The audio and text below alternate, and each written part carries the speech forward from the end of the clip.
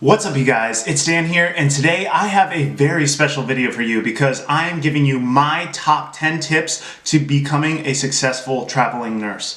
So these are 10 tips that I use every single day that help me be as successful as I have been as a traveling nurse. I've been travel nursing for 3 years now, and I thought about the 10 things that really helped me on every assignment, the 10 things that I do every single assignment and every day while I'm at work that really helped me become a successful traveling nurse and have led to a really successful career during the 3 years that I've been doing it. So without further ado, let's get into the 10 tips. And real quick, before we get into the 10 tips, I just wanted to let you know that I'm breaking up the video into a part 1 and a part 2. This is part 1, where I'm going to talk about some mindset issues and maybe a couple tangible things that you can do while on assignment. And the next video is going to be part 2, where I talk about highly requested tax home topic, where I'm going to give you no BS answer on what I do for a tax home and what's worked for me the past 3 years and what qualifies a tax home and things that you can implement while you are on assignment. So that's how I'm going to organize the video, and I'll have the second video linked in the description below once it comes out. So without further ado, let's get into the 10 tips. Alright guys, so the first tip that I'm going to give you is to know why you are becoming a traveling nurse. Know why you're getting into it, know what your goals are, because say you have a goal for bettering your financial situation, like most people do, like I did when I first started, that's going to dictate all of the actions that you take going forward. Are you going to stay in a lavish place while you're on assignment? Are you going to stay in a cheap place? Are you going to ball out on food and take the whole unit out to lunch and dinner to have a great experience while on assignment?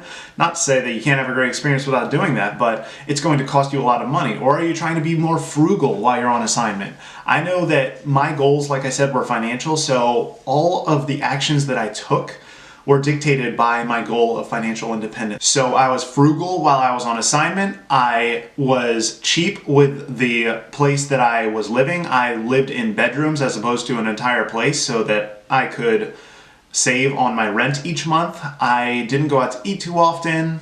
I had a gas efficient car. All of the actions that I took were so that I could save as much money while I was on assignment. I was taking as much call as possible. Sometimes if you have a goal of enjoying yourself and doing as much activities while you're on assignment, you're not going to take as much calls because you don't want to be at work as much. So knowing your goal and knowing why you want to be on assignment is super important, because it's going to allow you to have a mindset that dictates all of your actions while you're on assignment. So if you want to have a great experience and try as many things in the area, maybe you won't take as much call while you're on assignment and you'll go out to test the foods in the area. You could have a blend of both and kind of have a mishmash of some of them. While my goals have changed a little bit while I've been on my travel nursing career. I've changed from mostly financial to a little bit more comfort. I try to travel nurse in cities around where my investments are now. So it changes over time, but know the goal of each assignment and why you're travel nursing, and that's really going to help you in your travel nursing career. Alright guys, so the second tip that I'm going to give you for being a successful traveling nurse is to be adaptable and flexible while you are on assignment. There are going to be a lot of things that happen while you're travel nursing and while you're on assignment that are going to throw you through a loop. Unexpected things are going to happen. You could have your assignment canceled. You could go to a hospital and they do things completely differently like you did from the last hospital. You're going to have to adapt and overcome to all of those circumstances. That's kind of a theme that I have while I'm travel nursing: adapt and overcome. A surgeon that I used to work with as a staff nurse at Hopkins used to say that all the time, and it stuck with me through my travel nursing career, because things are going to come up that you are going to have to overcome. One of my very first assignment, actually, 2 months into it, I ended up getting canceled from that assignment. It was devastating, and I thought that it was the end of the world. It was really painful for me for that first assignment. Luckily, I didn't dwell on the fact that I got canceled. The first day that I found out, it was really demoralizing, really devastating.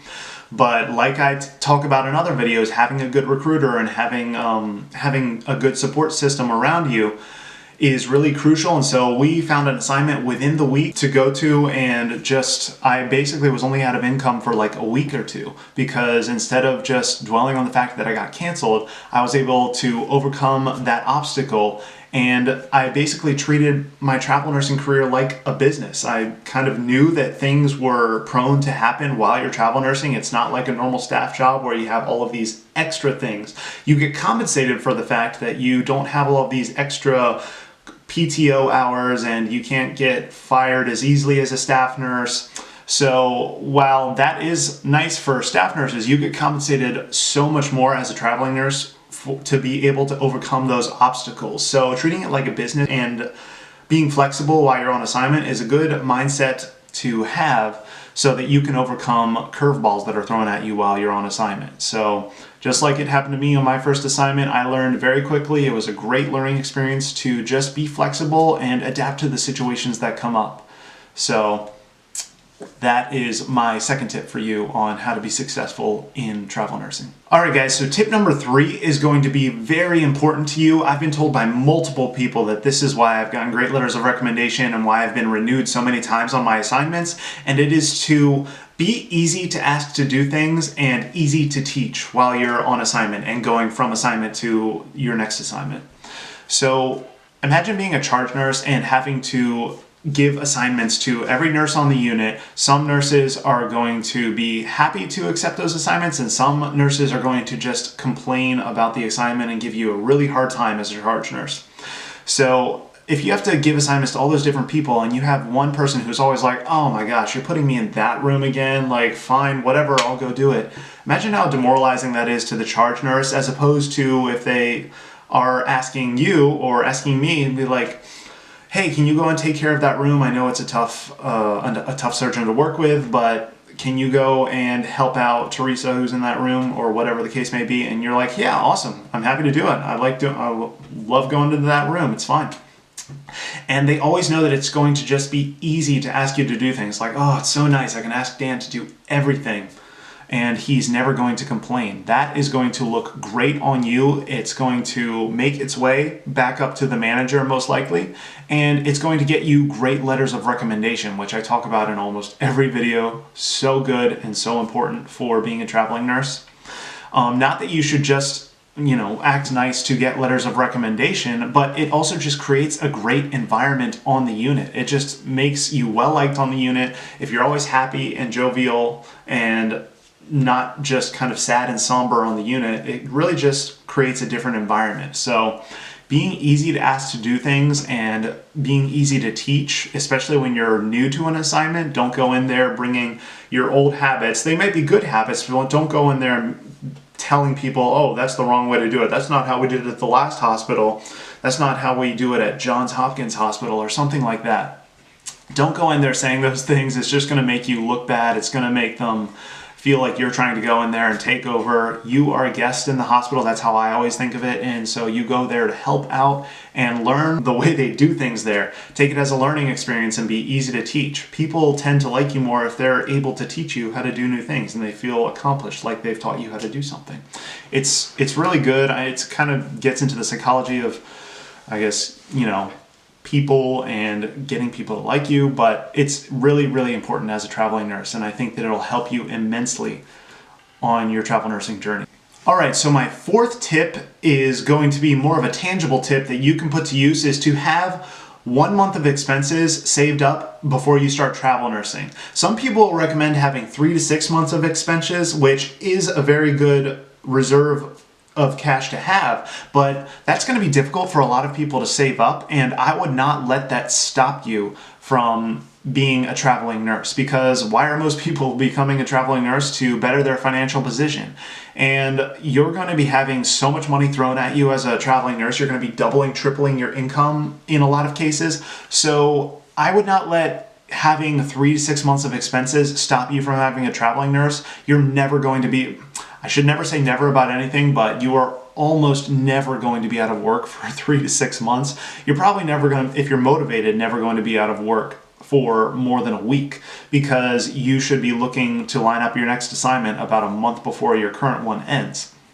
So your recruiter should be able to help you with all of that, but having 1 month of expenses saved up really kind of calms your nerves on assignment in case anything happens. So you're probably never going to need your 1 month of reserves. I'm just going to say that now, but don't but you should at least have probably 1 month. Get that together while you're preparing to be a traveling nurse, but don't let that stop you from becoming a traveling nurse, because a lot of people, I feel like, might use that as an excuse to not travel nurse because they don't have any reserves, but it's going to be so beneficial for them, and it's going to be so beneficial for their financial position. So have 1 month of expenses saved up. That's probably going to be more than enough for you to start your travel nursing journey. Don't let a lack of reserves stop you from being a traveling nurse, because once you start travel nursing, you're going to be making so much more money than you were as a staff nurse. So that would be my 4th tip. All right, guys, so my 5th tip for you is going to be pack light and be easy to move around. As a traveling nurse, you're kind of like a vagabond, especially if you are doing it for well, actually, it doesn't really matter whatever reason you're doing it for. It's always going to be beneficial to be packing light and being able to easily move from place to place. When I first started travel nursing, I just had a Honda Civic that was super gas efficient. I always drove to my assignments because it's going to be useful to have a car while you're on assignment. Then you're not pigeonholed to getting a place to live right around the hospital that you can walk to. Plus, if it rains, you're not going to want to walk to the hospital in the rain. It's going to be super useful to have a gas efficient car that you can drive to all your assignments, so then you don't have to rent a car, you don't have to just rely on Uber.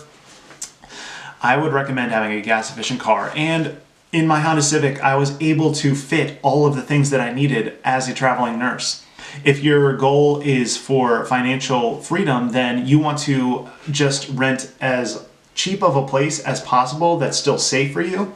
So a lot of the places that I rented were just bedrooms that didn't have beds in them. So a good thing that I packed was an air mattress that I could take anywhere. I could sleep in any room and just blow up the air mattress, and it was super easy. I had a bed wherever I went.